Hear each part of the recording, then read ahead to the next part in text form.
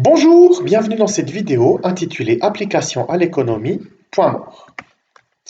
L'analyse du point mort ou seuil de rentabilité, donc le point mort ou le seuil de rentabilité, ça désigne la même chose et c'est une application intéressante des fonctions du premier degré. Donc en fait, déjà, qu'est-ce que c'est? En fait, c'est le nombre d'objets que l'on doit vendre pour que l'on fasse ni perte ni recette. Donc c'est le nombre d'objets que l'on doit vendre pour que les coûts de production et le revenu soient égaux, ou de manière équivalente, pour que le bénéfice soit nul. Donc en fait, si vous voulez, les coûts de production, ils sont généralement composés de coûts fixes et de coûts variables.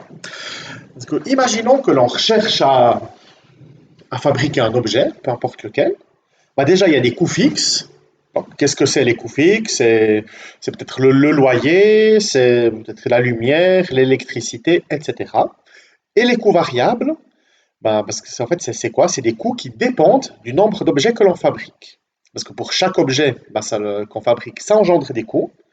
Donc, c'est des coûts qui varient en fonction du nombre d'objets que l'on vend.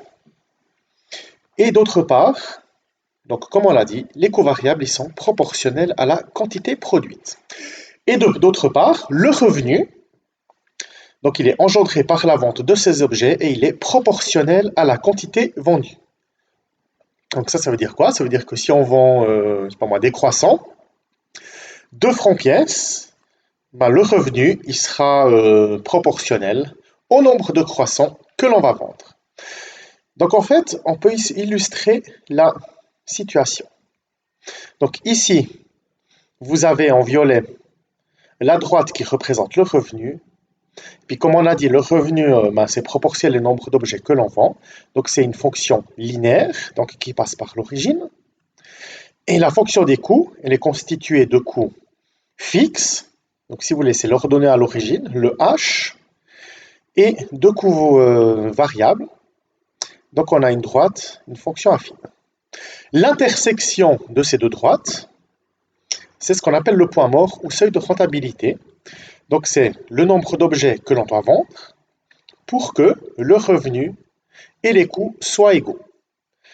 À gauche du point mort, les coûts sont supérieurs aux revenus, donc on est dans une zone de perte. Et à droite, les revenus sont supérieurs aux coûts, et on est dans la zone de bénéfice, parce que si on fait les revenus moins les coûts, on trouve le bénéfice. Donc, petit exemple.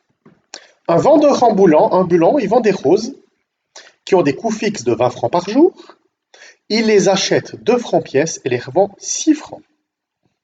Donc, dans un premier temps, on va poser les choses suivantes. X, le nombre de roses vendues.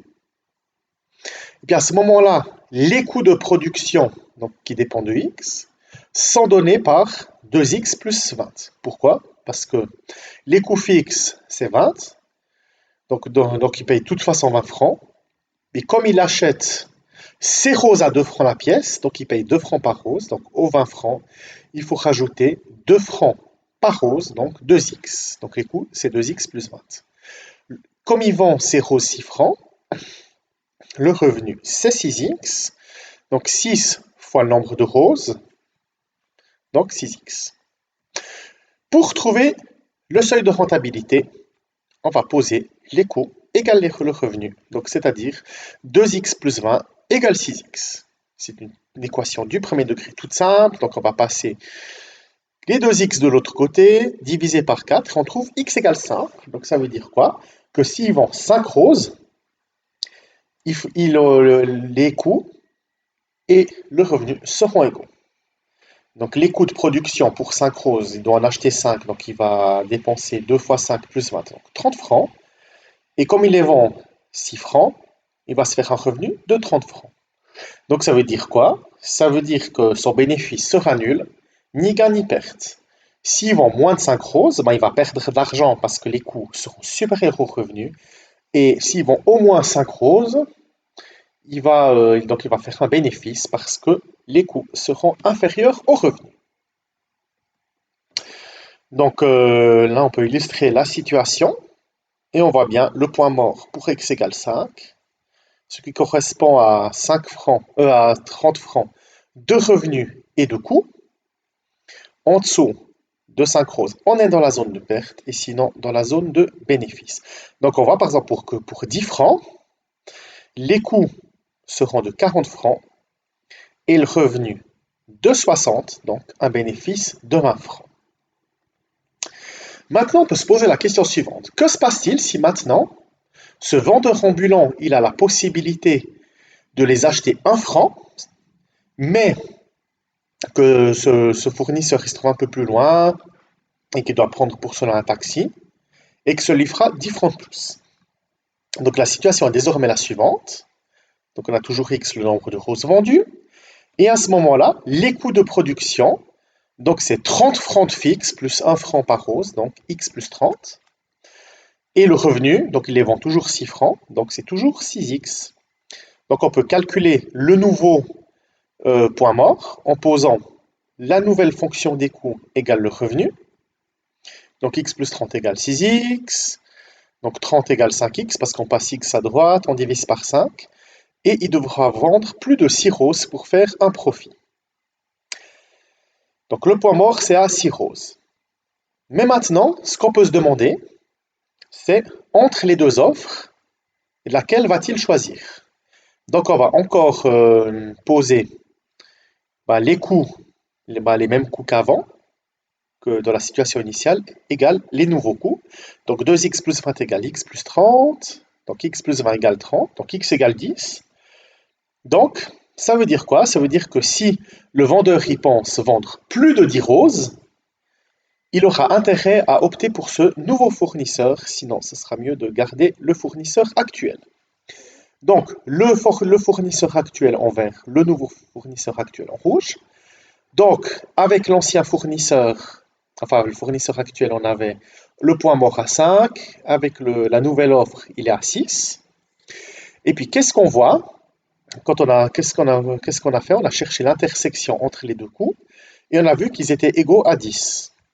Et puis on a vu qu'entre 5, entre 5 et 10, roses vendues, le fournisseur actuel est moins cher que le nouveau et qu'à partir du nouveau fournisseur, il est mieux d'opter pour celui-ci.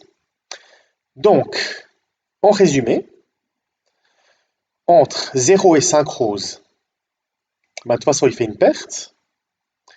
S'il vend 5 roses pile poil, il fait une perte avec le nouveau fournisseur et aucun bénéfice ni perte avec le fournisseur actuel. Pour 6 roses, il est rentable avec le fournisseur actuel, mais il est perdant.